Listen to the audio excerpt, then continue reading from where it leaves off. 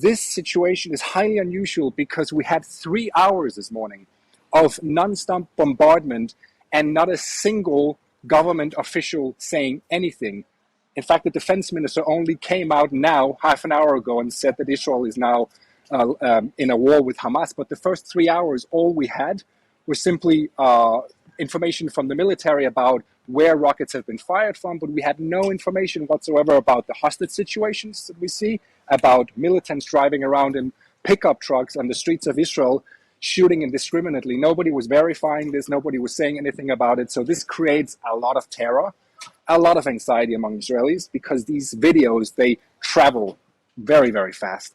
And when you don't have any official confirmation from the authorities, you panic. And this is exactly what Hamas intended to do. And they have succeeded, absolutely succeeded, with terrorizing Israel to a great extent, more so than normal. The Palestinian militant group Hamas say they've fired over 5,000 rockets into southern Israel.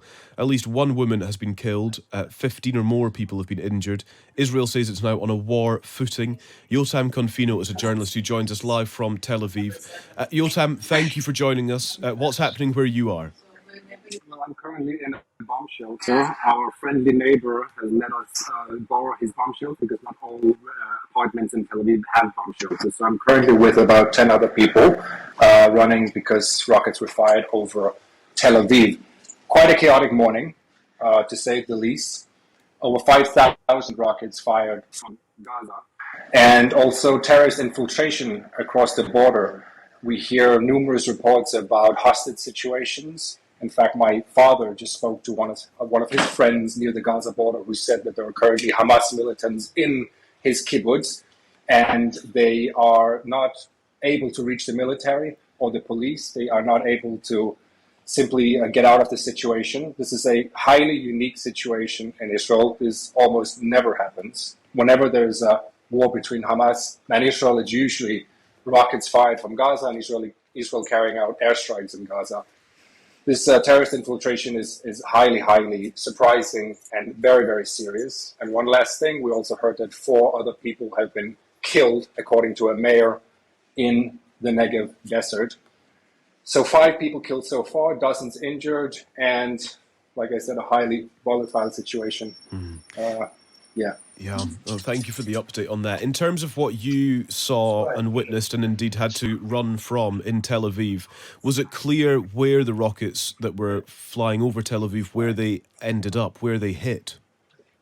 The thing is that when this happens, when this is an ongoing situation with rocket sirens going off, you don't really know where it's going to land. You have about 1 minute to get into shelter. Usually you hear a loud boom simply because the Israeli missile defense system is shooting down the rockets over you. So you hear a massive boom. You don't know where the rocket falls or if it will fall on you. What you're doing is simply trying your best to run for shelter. You have a minute and that's about it. And now we're allowed to leave the bomb shelter, I'm told, so I'm just going to take you outside. That's okay, but yes. Yeah, so you've been given official instruction that you can leave the shelter. Is that what you're saying, Jotam? Exactly. Okay. The man of the house, thank you so much. The man of the house has told us that now we are safe to go out.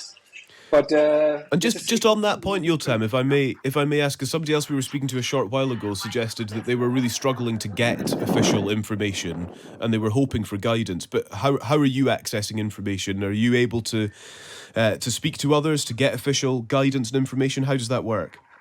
So that's a very, very good question. And it's very, obviously, if you're a civilian, you rely on simply Israeli media and the news. But, you know, as a journalist, I have more access in the sense that I have a direct line to the military. I get briefings from the military. In fact, I'm supposed to be on a briefing in about 10 minutes where they're going to tell us the latest situation officially.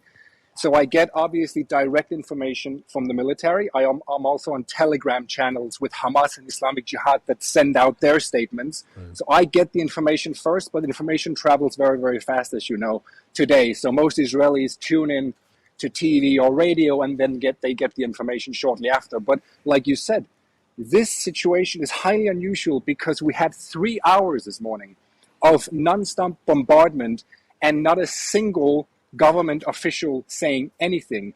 In fact, the defense minister only came out now, half an hour ago, and said that Israel is now in a war with Hamas. But the first 3 hours, all we had was simply information from the military about where rockets have been fired from, but we had no information whatsoever about the hostage situations that we see, about militants driving around in pickup trucks on the streets of Israel, shooting indiscriminately. Nobody was verifying this. Nobody was saying anything about it. So this creates a lot of terror, a lot of anxiety among Israelis, because these videos, they travel very, very fast.